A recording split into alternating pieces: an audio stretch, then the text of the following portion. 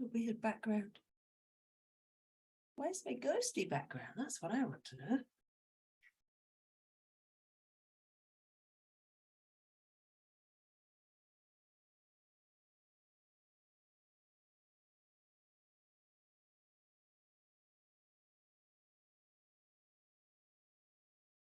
Hi, you're right. I can't hear you yet.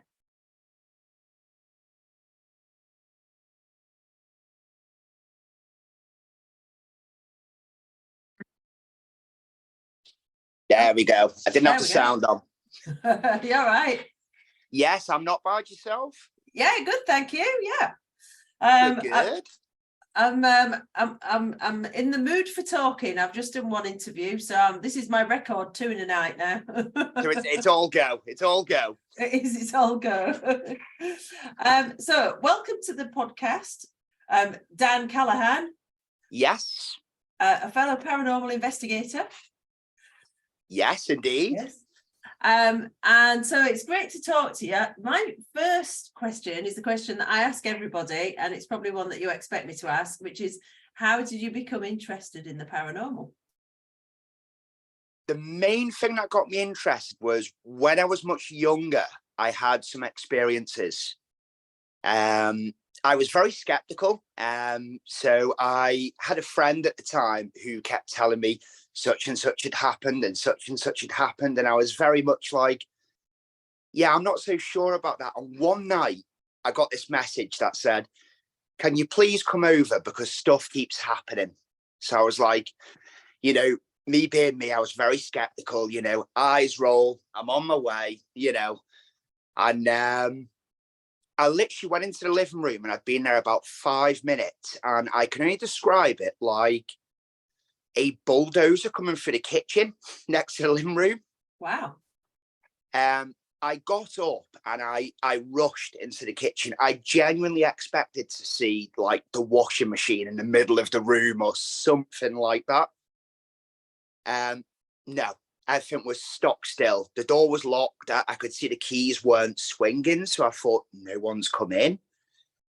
Yeah, it intrigued me kind of ever since that night. I was very, okay, that there's something not right here.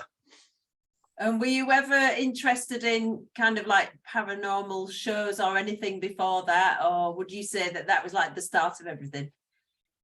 It was, I used to watch Most Haunted very regularly.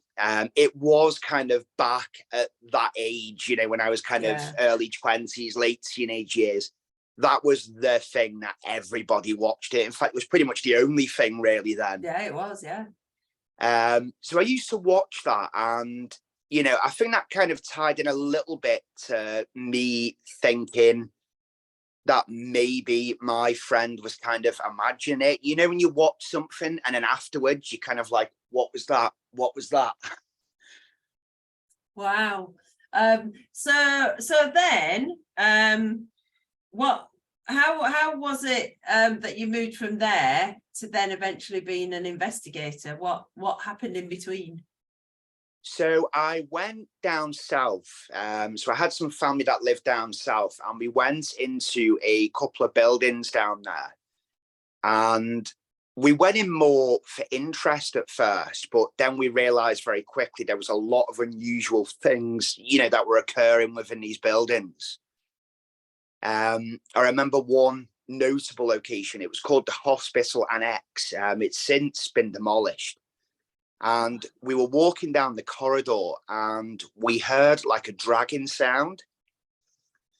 And what we noticed was that basically there was like a huge desk, if you like, where presumably a receptionist was. And it actually moved. And from that point on, I thought, right, I need to start looking into this more. We need cameras, we need equipment, we need to actually go to these venues with an objective. And then that's kind of how I went from that to actually actively investigating places. Yeah. I've always wanted to do that kind of urban exploring, but I think I'm too much of a scaredy cat. I think I've got this inbuilt fear of being told off. Yeah, I'm kind of the same. I mean, I can't run very fast or for very long, so. I I'd be worried about getting a piece of glass stuck in my leg or something. Did you have to climb in, or did you get in quite easily?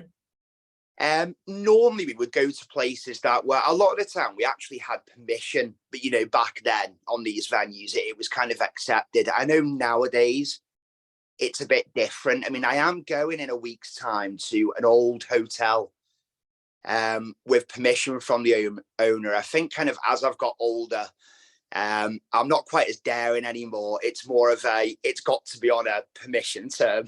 Yeah, I think that's really wise, actually. In fact, some of the stuff that you watch on YouTube of these people going into places like in America or Japan and things, and you think, oh my goodness, what if you die? Nobody will know that you're there. That's the problem, isn't it? They're in the middle of nowhere. They've got unstable floors, and then you think, is there asbestos in here? You just don't know, do you? I know. So, have you got any other experiences that you like to tell us about? Some of your most scary experiences, maybe? I mean, a local venue to me is my haunted hotel, which I'm sure you're very aware of. Yes, I've just been interviewing them. Really? Oh, well, there you go then. There you go. That's given me some incredible experiences there. Kind of about November last year was kind of one of the first times where I had, I would call it more intelligent experiences. A lot of the things that had occurred previous to that were very randomized.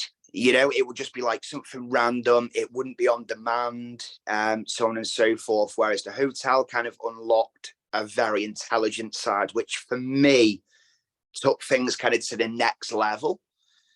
It was no longer just a case of there's a noise or something appears to have moved or I'm sure I saw something. It was now, okay, we're getting actual intelligent responses here to questions. Yeah.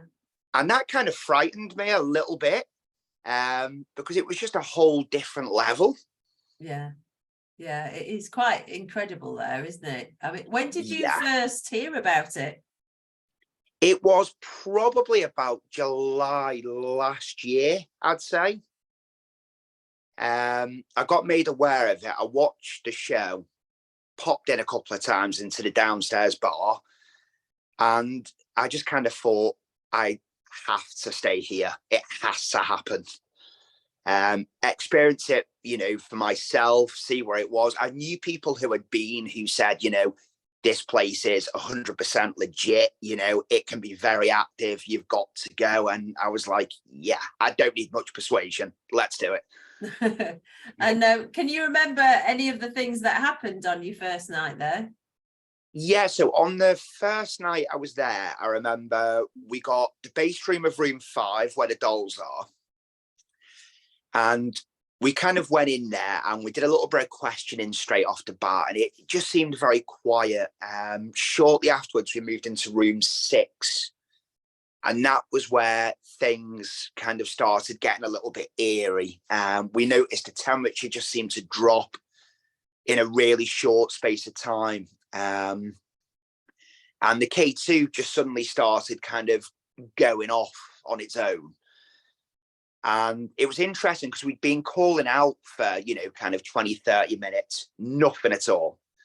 And it was when we were just having that, a bit of a conversation amongst yourselves. Yeah. And I just spotted the K2 kind of light up and I said, is someone here with us? And it lit up on cue. And the result actually was about a 40-minute conversation with intelligent responses on this K2. It was really interesting. And we established it was a female. She was from the 1700s. She said she didn't like Charles. She said that Charles doesn't hurt her, but he scares her. Yeah. Room 8 was underway, but not yet open. But I know the Grace doll had been moved into the building at that point. Yeah. And what was very interesting was we said, are you afraid of what's in room 8? And the K2 maxed out for about 15 seconds straight. It was like the most positive response, which was really interesting. Yeah, And I then, found that really freaky because I think, I mean, I might be wrong, but I think that the first time I went there in November, I think the grey stall was already there, but they hadn't told anyone, which kind of freaks me out to think about now. yes, yeah, just walking right past that room, and it was just absolutely crazy. And then what we noticed after about 40 minutes, we had a very distinct, I'm sure you've probably experienced it yourself, and knocks don't tend to be delicate in that building. They tend to sound like a cannonball's gone through the building. Yeah. That's really unusual. I have an AUX cable that's just started swinging. No joke. Oh my goodness, you haven't brought something home with you, have you? That is so bizarre. Wow. Okay. Well, if the picture falls off behind you, I'll know something's going on. Then something is definitely going on. But yeah, we had like this really noticeable bang. The best way to describe it was like someone had dropped a bowling ball about 2 foot away from me. I felt the whole floor shake. I was like, wow. And we went downstairs for kind of like a short intermission after that had stopped. And it was Danny Moss said, we've noticed with female communications in room 6 that nearly every single time there is a very abrupt bang and that communication just completely stops. Oh, wow. So it's someone stopping them, you think? Yeah. So when we went back up to room 6, we kind of had like a similar occurrence. I absolutely flogged that room to pieces with calling out with absolutely nothing.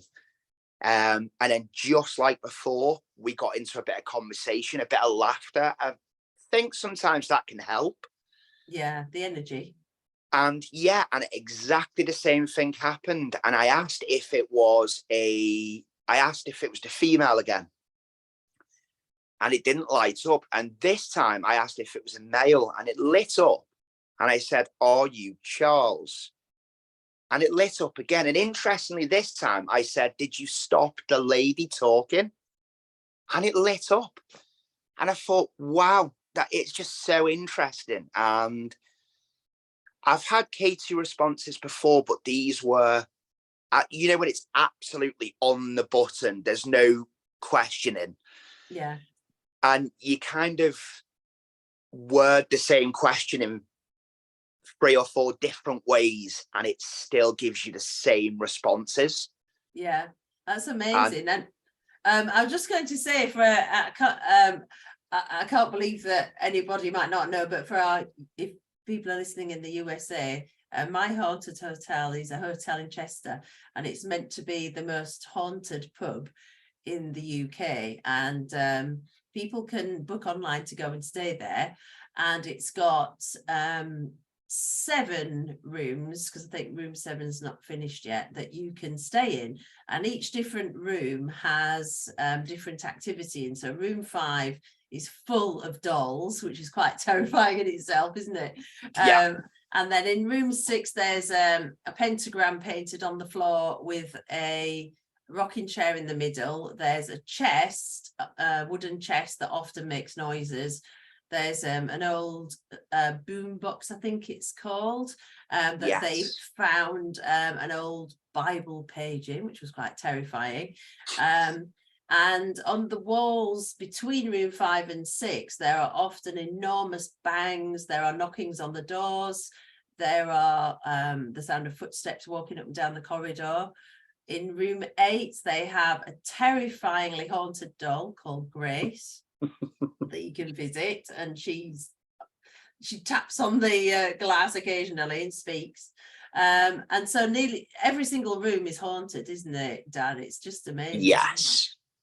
I mean, stuff's occurred in that building. It's a 3-floor building, and the downstairs bar, multiple occasions there's been glasses knocked off surfaces.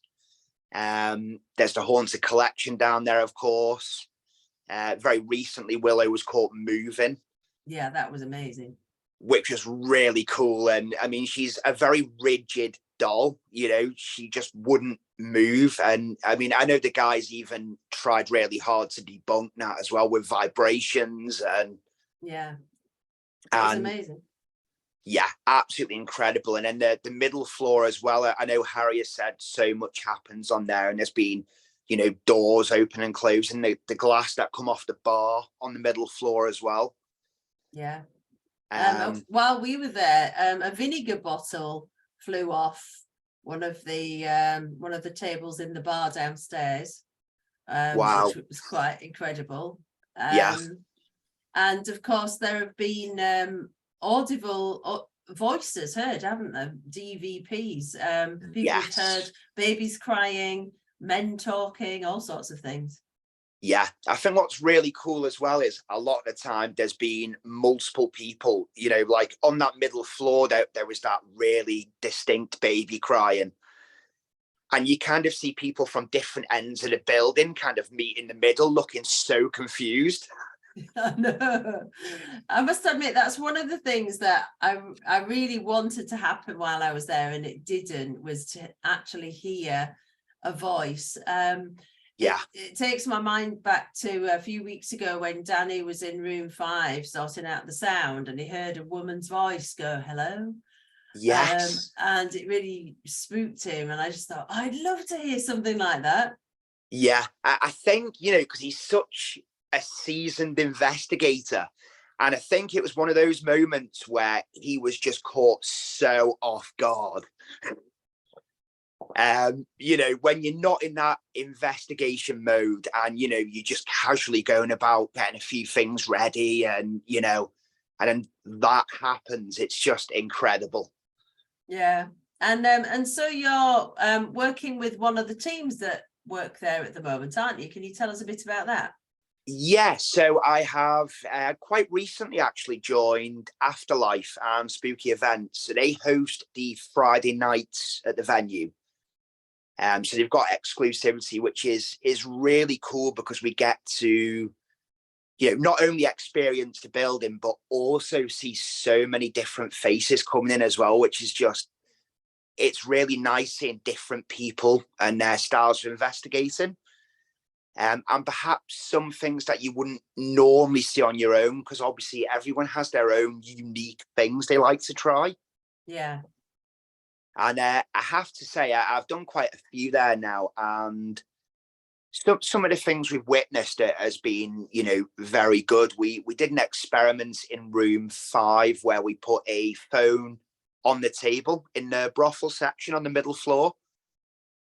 And we had the other phone in room 5 with us. And we were kind of calling out in the hope we could hear something from downstairs. Yeah. And we did indeed hear the baby crying, which was really interesting. Wow. We had Brett with us that night, and bless him, he was like, he kind of went to throw the phone and was like, it's not my phone. It was so funny. Oh my goodness. But like cooing and such like of a baby, it was so bizarre. It really was. Wow. And so But which room do you think is the spookiest? Besides room 8, let's take that out of the equation. yeah. So which one do you think's most creepy? See, for me, I always feel very freaked out in room 3. Now, admittedly, I find most activity I've had has been in room 5, 6, and 2. Yeah. But for some reason, room 3, I've been in there a few times, and I always just feel like I need to leave for some reason, despite not really experiencing anything at all. Yeah. Yeah. That was the first room that I stayed in, room 3. Yeah. And 2 really weird things happened when we were in there. I was stood by the door because I just kept hearing somebody walking up and down the corridor all the time. And Yes. they kept stopping outside our door, and I got a real bee in my bonnet about it. So I kept flinging the door open, and then there'd be nobody there. Yeah. So it got to the point where I was stood behind the door waiting to hear something. And I turned around and to talk to my friend Sindel. And I actually thought that I had a big spider on the back of my neck. Now, I'm not Yeah. scared of spiders. And so I just sort of stood there, sort of thinking, oh, that's a bit weird. Yeah. But as I stood there, it started pressing harder and harder. And it felt like a really sharp fingernail was digging into the back of my neck. And it got to the point where Sindel said, are you all right? And I went, no. And I moved away, and it just felt like somebody was poking me in the back of the neck. And I stood there for a few seconds thinking, am I imagining this? Yeah. Or is it really happening? Yeah. But the harder it pressed, the more I realized I wasn't making it up. And then that was quite freaky. Yeah. But it wasn't on the camera, because I was stood directly under the camera. Yes. Yeah. And the other thing is, since they've had the black mirror in there, when I went, I looked in the black mirror, but only for about 20 seconds by myself. And it was the morning after. And it made me feel really weird. And I took some photos, and in the photos, there are loads of really weird faces. But really clear, as if they were real people. You know, they're not pareidolia. They're real people. And I'm me up to my shoulders, and then my whole head has disappeared and is somebody with black hair. Yes. And I mean, I've got pink hair, so it's really spooky. It's really spooky. So I'd quite like to investigate that mirror. Yeah, kind of. I think that mirror, definitely, since it's been in there, because we don't often, we kind of tend to cover certain areas with Afterlife on the Fridays. Yeah. And then we give the guests kind of that free time at the end, so they can go around and obviously explore a little bit more, and maybe go to places they thought were better during the evening. And, you know, when we were there on Friday just gone, actually, we had a couple of guests who were kind of quite, nervous, I guess, with that mirror. And they said, I looked into it and it was like my face just changed. And yeah, so many people say this with that mirror in particular. It's no longer coincidence. Yeah, there's something going on with it, definitely. Yes. Because you sort of look into it, you're a bit skeptical. You go, oh, it's a mirror, Yeah. I'll look into it and I bet nothing's going on. And then you look into it and you go, oh, I don't like it at all. Yeah. There's something not right about it. It has got something about it. Yeah. Just a really weird vibe, isn't there? And then, as you were saying, actual physical images. I mean, I think it was a good while ago as well, there was a photograph taken in that room of a group, and they saw a female in one of the mirrors, not the black mirror, but it was in one of the mirrors. I'm sure it was in room 3. All right. And they didn't recognize that female as being anyone from the group. Oh, yes, I remember that. And they showed a picture on the Facebook page of all the group, and it showed that it wasn't any of them. And it was definitely, nobody from that group. And it's something with mirrors. I definitely think sometimes that taking pictures in mirrors seems to reveal more than just taking pictures. Yeah, because it's like a reflection of a reflection, isn't it? It's almost like a portal, because it's the mirror in the camera reflecting off the mirror, and it just creates a never-ending kind of vortex or portal. Yeah, I do too. Really bizarre, isn't it? Really bizarre. It is. And so you told me you were going somewhere quite exciting on Saturday. Did you do another investigation somewhere? Yes, Saturday? I did. So I did one down south. It's a venue that I'd wanted to do for a long time, called Scolton Manor. Unfortunately, it's not local, so it was a pretty long haul to get down there. It was about a 5-hour drive. Yeah. But I've wanted to do it for such a long time. When I was kind of with family down south, it was a venue that was talked about, kind of locally for a long time. Yeah. So I went down there and I kind of went with like a bit of a mixed kind of game plan, if you like. a bit of the tech side of things and a little bit of the just natural me, myself, and I, you know, and the venue. Let's see what happens. Yeah. And it was quite interesting when we were there, because I did have an experience at one point right towards the end of the night where, clear as day, it was like someone had just put a hand on my shoulder, but kept it there. Oh. And I remember saying that there was a couple of ladies from one of the other groups there, and I said, could you do me a really big favor? She says, yeah, sure, what's up? I said, I feel like someone's put a hand on my back. Could you take some photographs? Just in the hope. Anyway, nothing's shown up, but you know, we had a little look round. And you know, you mentioned that, and someone else said, I had that feeling earlier on in the night as well. Oh, yeah. And he said, interestingly, the very same spot as well. And he'd actually mentioned it to another group that were there, which was really interesting. Yeah. So I thought that was a good one. And a group did the human pendulum down there, which is, I've not got an awful lot of experience with those, but just a handful of experiences. And it was interesting because a complete and utter skeptic said, I want to be the pendulum. Yeah. Because the first time it was tried, you know, the person was going backwards and forwards. And I think he was very much, you know, his mindset was, I'm not having this. I've got to have a go. Yeah. And he did it. And the first thing he did was, you know, utterly freak out. He was like, I cannot stay upright. I'm trying to fight it. And I am actually being moved. Oh, wow. Which I thought was fascinating. And then he said about an hour later throughout the night, after this session, he said, what really got me was whenever somebody asked a question throughout the evening, it was like that human pendulum was still going on. Oh, wow. He said, I was like actually holding on to things because it felt like I was being pushed every time someone asked something all night, he said. Wow. Which I thought was a really interesting one. Yeah.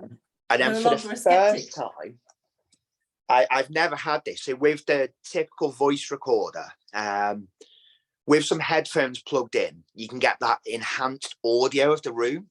Yeah. I've never really had much results with that. So I ended up just passing it around. Someone else had asked, you know, would you mind if I have a go of it? Because they asked me what I was doing. Oh, yeah. I think that's the same one I've got. Yeah. The Voice Tracer, very good unit.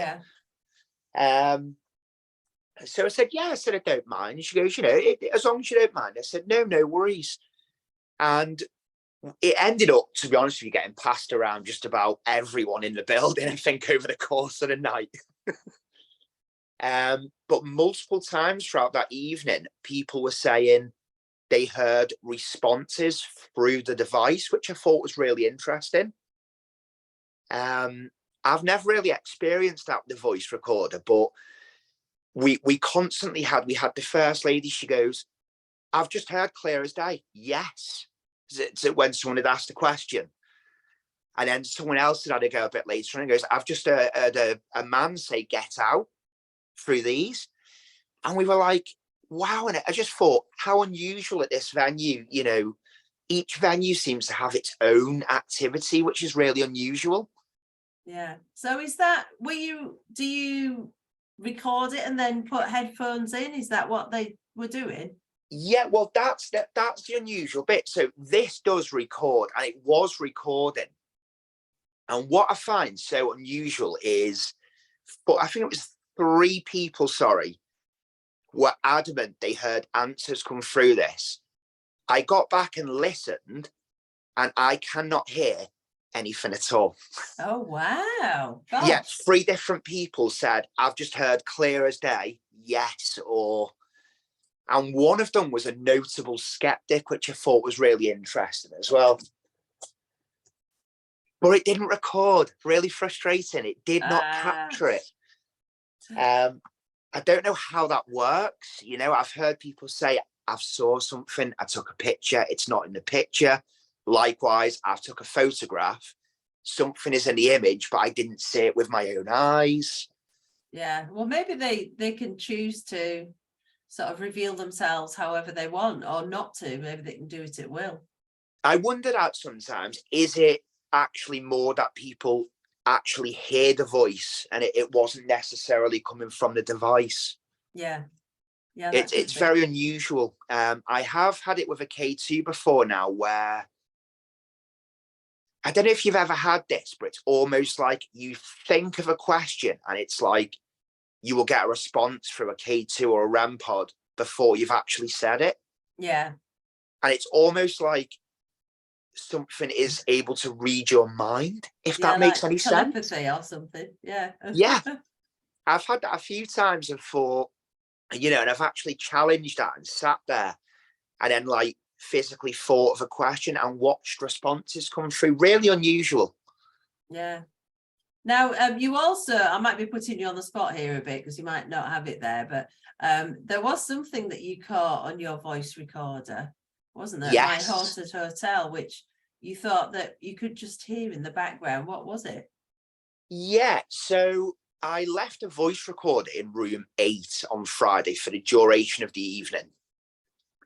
Now on the Friday nights, we don't typically go into room 8. We don't have access because Danny, Brett, and Harry aren't there, and it's not monitored.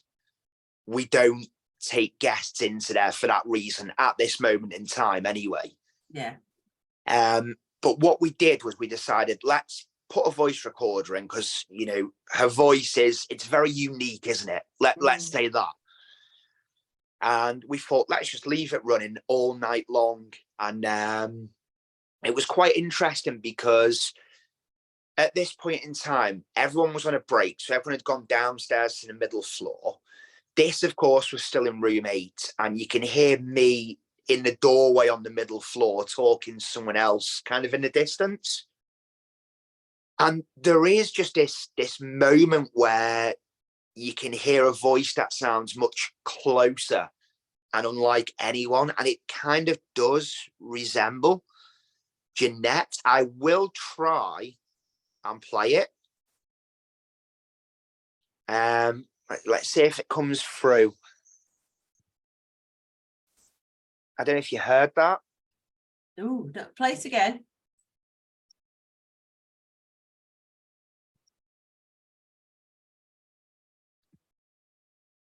That one. Oh, I think it's too faint for the Is it thing very to pick faint? it up. Yeah. Have you figured out what it might say, or is it really hard to tell? It sounds a little bit like when you kind of think, am I making words out of something? It sounds like a very lazy shut up to me, a little bit. Oh, right. That's Interesting that. I don't know. It kind of has that thing. I have messaged Danny, so yeah, whether or not he can perhaps, listen to room 8 and then listen to the corridor and maybe isolate where exactly it did come from. yeah. That would be quite funny. I just imagine the doll in its case and you're all trumping around on the corridor and it's going, shut up, I'm trying to get some rest here. And I just thought that was really interesting because, when we put the voice recorder in, we did kind of have a very brief session in there. But the guests were kind of due to arrive, so we needed to kind of get out, make sure it was all secured and locked up again. And apart from feeling incredibly heavy and depressive in there, we didn't get anything with Grace that night. Yeah. Wow, fascinating. And so I saw on your list of things that you sent to me, there was one particular place that really sparked my interest because it's a place that I'm hoping to go with my paranormal investigation group, which is 30 East Drive. Yes. So tell me all about that. What was it like? I know some people go and have amazing things happen and some people go and nothing happens at all. So what was it like when you went? Yeah, it was quite active. I went twice actually. The first time was relatively quiet, but the second time was quite active. Yeah. And I'm told that it tends to be very one or the other. There's very little middle ground there. But when we were there, we had some interesting, actually. We popped some cat balls on the stairs and we put them in the middle of the stairs. Yeah. And it was more so because we'd heard footsteps on the stairs earlier on. So my stance was the vibration should be enough to trigger these in sequence, was what I was thinking. Yeah. So I thought, if we hear footsteps, we can kind of rush to the stairs and hopefully we'll get to witness these 3 cat balls, one in the middle, one at the top, one at the bottom, maybe light in a sequence, which would be really cool. No, what we did experience though was both of the cat balls ended up at the bottom of the stairs. None of us heard them fall. I remember we walked up and we saw them and they were all there. And then when we come back down, we noticed one of them was at the bottom of the stairs, but it was flashing at the bottom of the stairs as well. Oh. So that was kind of one thing that had happened. Another thing as well, we had a couple of occasions where people were convinced they'd put something somewhere and it had moved, to a different location. Something I'm told seems to occur quite often there. People will say you will put something on the kitchen side and it will just disappear. Yeah. And you will find it somewhere really random, like on the stairs or, in another room. Yeah. So that was an interesting one. And as well, we had some really cool on-demand K2 responses in there. But what was really nice was I got a little bit cocky, if you like, because we had the K2 and we had a REM pod in the corner. And I said, you're going to have to do better than the K2. Can you not set that device off in the corner? And bang on cue, it went off. Oh, wow. I was just like, oh, wow, okay, so we've got 2 different devices now. And then someone else who was with us on the night then set up a second K2. And we had a session where we said, can you set that REM pod off? It went off. Can you set that REM pod off? It would go off. And then we actually asked as well, bearing in mind, these must have been a good 12 foot apart. So it would have been impossible for a human, to reach that far. Yeah. We said, can you set them both off at the same time? And interestingly, they both went off at the same time. Wow. Which I thought was really interesting because that would be, at least for, a physical human, that is impossible to do. Yeah. Yeah. So, yeah, it was a real eye-opener and some interesting vibes. I definitely think we all have that ability to feel a venue sometimes, and you definitely walk into a venue, I think, I'm sure you'd agree, and just kind of go, something's not right here, or the atmosphere is not right, or it's changed. Yeah. Yeah, I did wonder, because it looks very much like it did, I think, back in the 70s, doesn't it? It's very sparse, but it always looks, and I don't know if it's just how programs show it, it looks kind of creepy. It does, yeah. It's just got a visual. It looks so normal, but so abnormal at the same time. Yeah, I'd love to go there. It's definitely on our list of places to go. And where have been some of your other favourite places that you've been? Other favourite places, I was quite a fan of the Regent in Blackpool. So that's an old 1920s cinema. Oh, yeah. That was quite an interesting one. So what they've done now with it is they've basically turned it into like a vintage market. So it's got all the original cinema, but on the ground floor is basically, it's stuffed to the brim with antiques, everything from clocks, World War II uniforms, you name it, it's in there, really. It's a little, trove of like history, if you like. Yeah. And that was a very interesting night. I had down in the basement, I'd gone down, I'd set up a couple of voice recorders and such like. And that was when I caught my first, what I would consider quality EVP. Nobody heard it in the room at the time, but upon reviewing it later, we did. We got a strong smell of tobacco, like pipe smoke down there. and we all noticed it. It was really thick and really heavy. And I'd asked, if there was anyone with us, is there anything, that you would like us to do? Would you like us to leave? Would you like us to stay?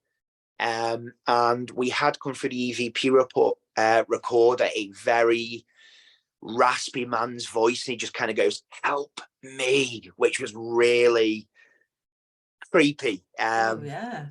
Yeah, I kind of wish I'd have heard it at the time in some way. Yeah. So we could have perhaps, questioned a bit more. Wow.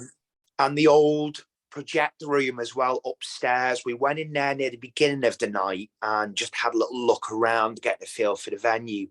And again, when we went up there later on, this really distinct smell of pipe tobacco up there, which was really unusual. Yeah.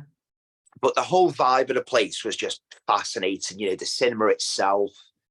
And there was some experiences amongst multiple people in the building that night. Everything from being touched, people saying, I could hear like a whisper in my ear. Yeah, it was definitely an unusual place. Ooh, I'll have to put that on my list of places to Yeah. go. Definitely. Yeah. Oh, it's a brilliant place. I think it was a bit challenging because it's a very tight venue in a lot of places. So it's hard when you've got big groups, but if you can go in like a smaller group, it works really well there. Yeah. I did. I really enjoyed that venue. And Stanley Palace is another one in Chester. I've had a few experiences in as well. So yeah, that's another venue. It seems to be more visual phenomena and audio, but a lot of footsteps in there, which I've caught on quite a few occasions. Oh, wow. And I presume that there'll be loads and loads of haunted places in Chester because the buildings are so old, aren't they? Yeah, it's quite well known. I've heard of a few places which so far don't seem to offer any kind of paranormal experience. I've heard a lot of stories from probably 4 or 5 different pubs within Chester of things that have happened over the years, but it's just a shame because you just can't get into them to do those investigations. Yeah, it is hard, especially if they do kind of B&B stuff. We've got a place in my hometown here, Chichester, and there's a pub that's meant to be the most haunted place in Chichester. Yeah. And I've asked to go there loads of times, but they've said, well, we can't because we've got, we rent the rooms out and we can't have a load of people traipsing around doing Yes. investigations. So it's really hard actually sometimes to get places. Yeah, you can find a really good venue, but you just can't get in there. And I think as well, a lot of pubs and such like, my haunted hotel's quite lucky because it works because of the free floors. Yeah. But so many of them, I think they're so noisy.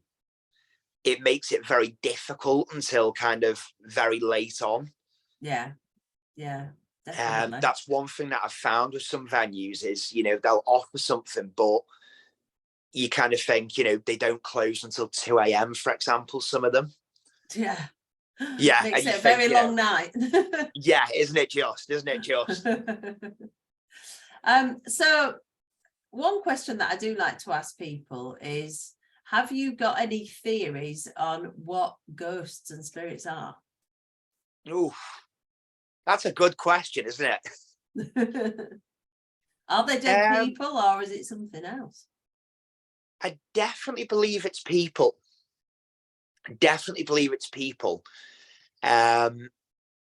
Although that said, I've asked, is there a male and got no response? Is there a female, no response? Are you something else? And I've had a response. Mm. And I think, okay, then that's very interesting. But then likewise, I kind of think to myself, that lady at my haunted hotel who said she was from the 1700s, she's been there for hundreds of years, if that's the case.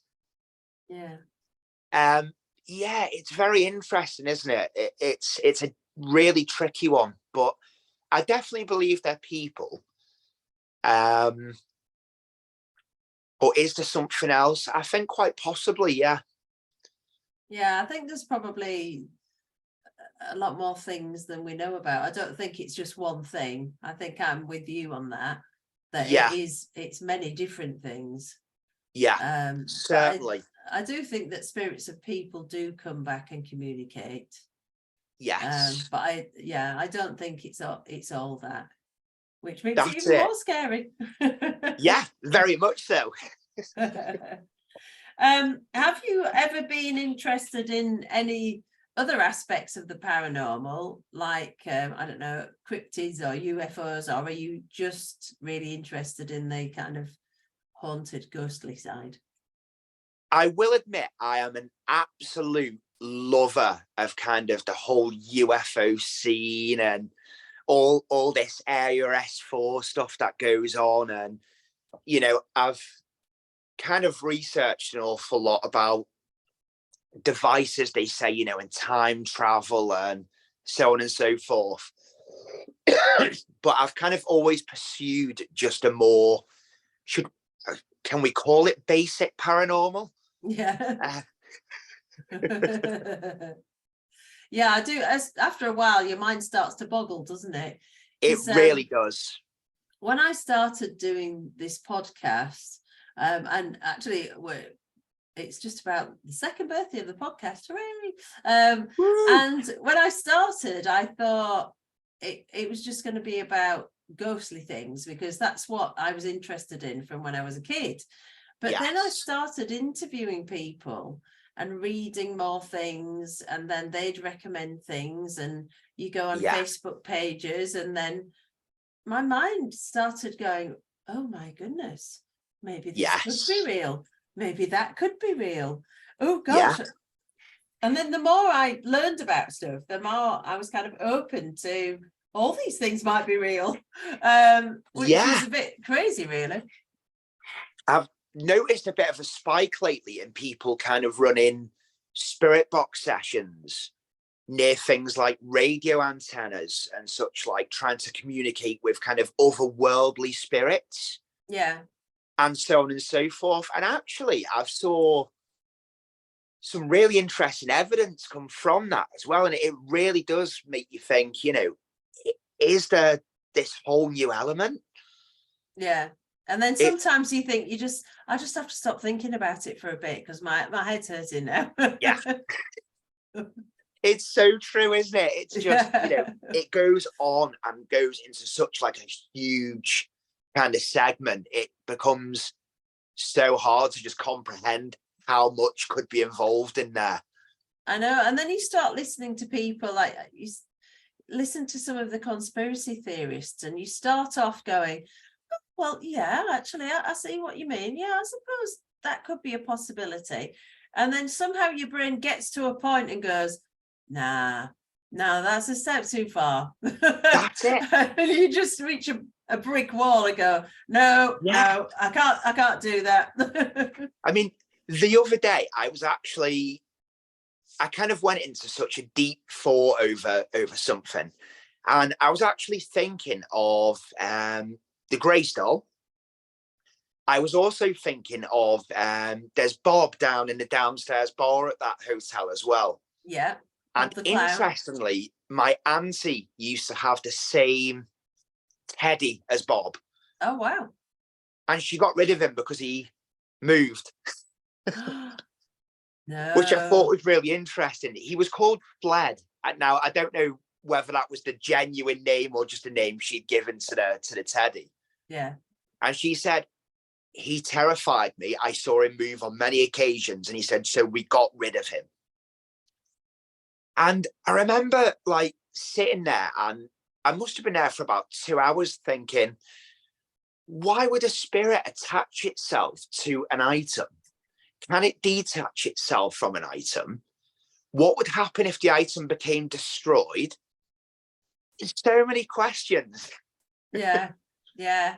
And do they use it as a place to kind of hide out, and then they come out of it? Or Yeah, I Yeah, mean, that was what I thought, and I kind of thought, is it because so much energy gets put into this item because there's so much interaction with, I suppose, like a human, like, a teddy or a doll or such, like, people tend to like talk to them and yeah. carry them around.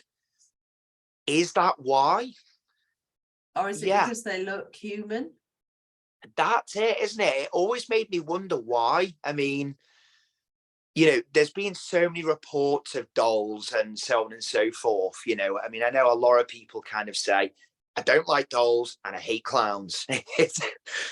It's a really common kind of phobia, if you like. And, Yeah, lots of people have reported, attachments, if you like, in particular to these items. yeah. And yeah, I just find that you can sit there for hours sometimes thinking of something to the point where you actually realize I cannot think about it anymore. Yeah. And then it's quite sad in a way because you sort of think, oh, I might never know the answer to all these things. And that's Yeah, really, really annoying. yeah. Or you will develop a theory of something and you think, I believe I've cracked this. And then you'll actually experience something that completely destroys that. And you just go, okay, back to the drawing board. Yeah, yeah, that's happened to me before. Yeah. So one of my favorite questions as well is, what's your favorite piece of ghost hunting equipment and why do you like it? Good question. I would probably say my favorite item is, I'm going to go with the trusty REM pod. Okay. Only because they're not quite as affected as a K2. Mm. So yeah, I've got obviously a bit of all sorts here, but I love the K2s. I've had so many good responses, but as you know yourself, they can be so susceptible to phones in particular. Yeah. Whereas the REM pod, I've had a lot of intelligent activations with these, and they're just not quite as affected by the environment as a general rule. So that's probably one of my favorites, I would say. Yeah. Very, very, very closely followed by the spirit box. Ah. I adore the spirit boxes as well. You see, I think I might not be using them properly. I've got an SB11 and I've got an SB7, and Yes, I haven't heard a thing on either of them. And I think that's probably more my fault. I don't really know how to use them properly. And the instructions they come with are rubbish. they are terrible. Well, interestingly, Have you I got am any exactly the tips? same as you. Oh, wow. Give me some Yeah, tips, Dan. I have the 11 and the 7, and I've had much more responses with the 7, actually. But what's unusual is I find some venues just don't seem to respond to them at all. You get nothing in the slightest. And then others, I can have a really good session. A notable venue with a spirit box was Craig and Nose down in South Wales. Okay. So it's kind of like a castle stroke manor house, and it was made into a TB hospital for some time. And that was a great venue because being in South Wales, there was no internet, no phone signal, and there was certainly no radio either. Yeah. So we had zero contamination, and we had on quite a few occasions some words bit indistinguishable on a lot of them, and whistling, which is very interesting as well, coming through. Oh, right. Notable whistling in response to us asking, which was a really interesting one. Ooh. But I'm finding it hard with the SB11. I found the AM seems to work better than FM personally. Really? Yeah. Um, I've actually got mine for sale on eBay at the moment. So if anybody wants an SB11, mine has only been used twice and I've got no willpower whatsoever when I couldn't get it. I mean, it works perfectly well, but Yeah. there were too many buttons. I just couldn't be bothered. I'm not a Yes. tinkerer. I like to switch something on and know how to use it. I'll be honest, I've not had the 11 for long at all. I think it's been about 4 or 5 weeks Yeah. since I've had the 11. It was quite handy actually, because I posted in, we've obviously got like an afterlife WhatsApp group. Yeah. And I just posted a picture, help. Yeah.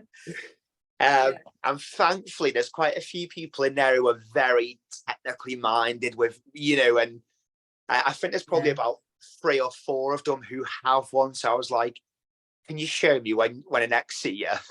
Yeah, it just irritated me. And then I had the SB7 on at my haunted hotel, and we were sat down in the the middle floor, the big table. Yes. And Brett was sat next to me, and my temperature sensor just kept beeping the whole time. Yes. And I just handed it to him in the end and went, can you sort this out for me, please? Because it's just really annoying me and I don't know what to do. Yeah. I've had that so many times with the SB7, the temperature sensor just going absolutely crazy. I have actually got 2 new pieces of equipment, actually. Oh, go on, tell us then. I'm sure I've got them right here.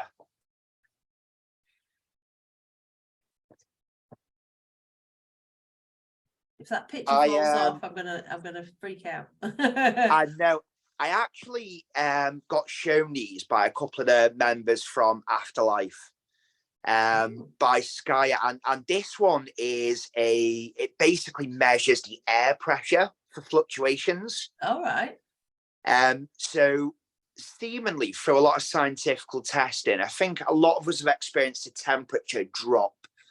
I know I certainly have. But a lot of people are saying that scientifically there seems to be heavy air pressure fluctuations immediately before activity. Oh.